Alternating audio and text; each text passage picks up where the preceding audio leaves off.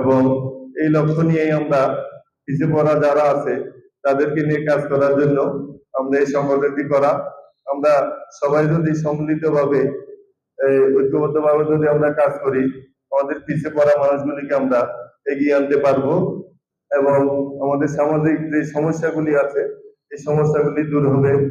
অনেকগুলি দুস্থ আছে, ওরা লেখাপড়া করতে পারতেছে না, তাদেরকে আমরা যদি লেখাপড়ার ব্যবস্থা করতে পারি।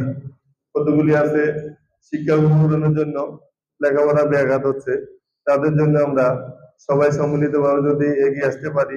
অনেক দুস্থ আছে, মেয়ের বিয়ে দিতে পারছে না, আমরা যদি সম্মিলিতভাবে এগিয়ে আসি আমাদের নিজেদের স্বইচ্ছায়, আমরা তাদের জন্য কিছু করতে পারি। আর আমাদের সামাজিক মূল্যবোধ নিয়ে যদি আমরা কাজ করি, আমাদের সমাজের এই সমস্যাগুলি থাকবে না। নৈতিক মূল্যবোধ নিয়ে কাজ করলে আমাদের ছেলে মেয়েগুলি ছোট থেকেই এই নৈতিক শিক্ষায় শিক্ষিত হতে পারবে, তখন আমাদের সুন্দর একটি সমাজ আমরা উপহার দিতে পারবো।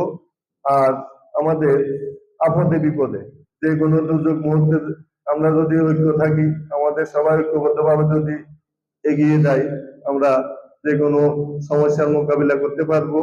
এইসব লক্ষ্যকে সামনে নিয়েই আমরা এই আমাদের সামাজিক সংগঠনটা করা। তো আমি সবার কাছ থেকে মতামতগুলি জানতে চাইবো। আমরা সবাই মতামত দেবেন আমাদের এই সংগঠনটাকে কিভাবে এগিয়ে নিয়ে যাওয়া যায় এবং মানুষের কল্যাণে কাজ করা যায়। এই প্রত্যাশা রেখে আমি আমার স্বাগত বক্তব্য এখানে শেষ করছি। আপনারা সবাই মতামতগুলি দেবেন আমাদের সংগঠনটাকে আমাদের লক্ষ্যে কিভাবে পৌঁছে নিতে পারি। ধন্যবাদ সকল। একত্রিত হয়েছি আমাদের সংগঠনের যে লক্ষ্য উদ্দেশ্য আমরা অবগত আছি। এর আগে আমরা অনেকগুলো মিটিং এর মাধ্যমে অনেকগুলো বন্ধু-বান্ধব সবাইকে আমরা এই সংগঠনের সাথে যুক্ত করব। এটি একটি সম্পূর্ণ অরাজনৈতিক স্বেচ্ছাসেবী সামাজিক সংগঠন। আমরা যখন আমাদের আশেপাশে কেউ সুবিধা বঞ্চিত কাউকে দেখি, আমরা আমাদের আশেপাশে কোনো অসঙ্গতি দেখি, আমরা দেখি, আমরা আমাদের সংগঠনের ব্যাপারে আমরা এগিয়ে যাব।